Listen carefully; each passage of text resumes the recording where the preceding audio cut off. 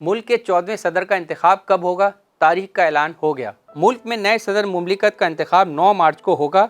आसिफ अली जरदारी हुकूमती इत्तेहादियों की जानिब से सदारती उम्मीदवार होंगे। तफसीलात के मुताबिक सदारती इंतखाबात से मुतालिक अहम फैसला कर लिया गया है। नए सदर मुमलिकत का इंतखाब 9 मार्च को होगा। इलेक्शन कमीशन की तरफ से आज सदारती इंतखाबात का शेड्यूल जारी करने का इम्कान है।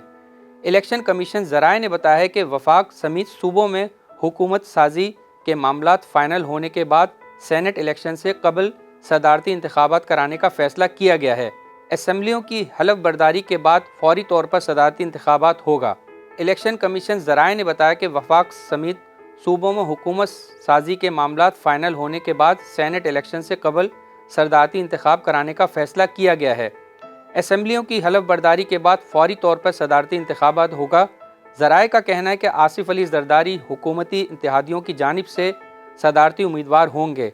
मुल्क के 14वें सदर का इंतखाब 9 मार्च को कराया जाएगा। वॉन कराची की वीडियोस देखने के लिए हमारा चैनल सब्सक्राइब कीजिए और बेल के आइकन को क्लिक कीजिए ताकि आप हमारी तमाम आने वाली वीडियो से बाखबर रह सकें।